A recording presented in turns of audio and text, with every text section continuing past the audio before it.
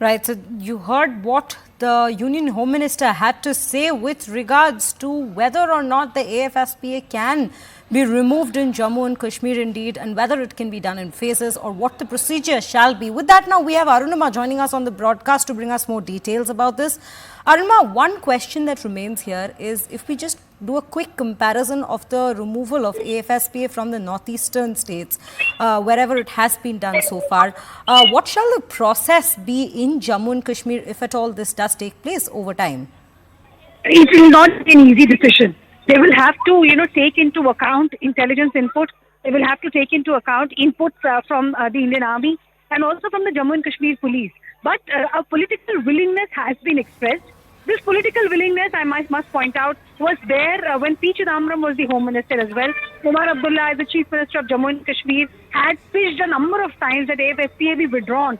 So it isn't the first time that this political willingness is being shown, but it is not an easy decision. And why I say so is because I can tell you in 2024 and last quarter of 2023, there was this consideration that especially in the Rajouri, Poonch, Jammu division areas, because incidents of terrorism had gone down, why can't Indian Army be moved out from there? But then suddenly that area erupted. We saw from the start of this year how Rajouri and Poonch had seen repeated terror attacks, and that led to a rethink. So it's a very dynamic situation in Jammu and Kashmir, one that is often dependent also on external factors. Pakistan doesn't stop playing mischief, and therefore it has to be closely monitored, vetted, and only then can a conclusion be reached. But it must be a welcome, news for the people of Jammu and Kashmir, for the Home Minister of the country to say that they are willing to keep an open mind and consider the prospect of withdrawing AFSP.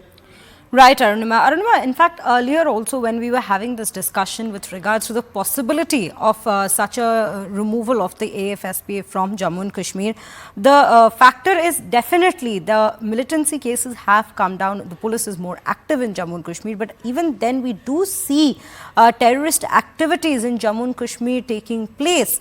So the probability of this particular act coming into place, if you can just take us through the situation that's come to change in Jammu and Kashmir. What were the circumstances before this and what it is now after, especially the abrogation of Article 370?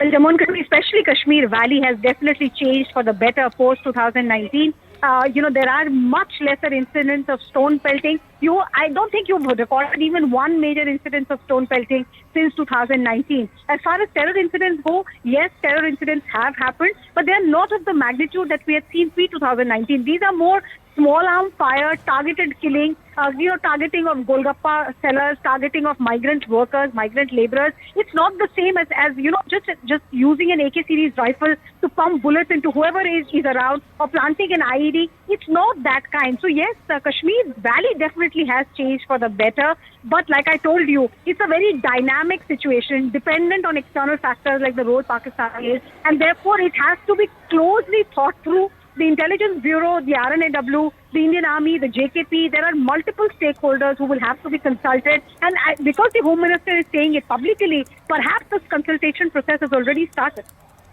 Right, Arunima. Arunima, thank you for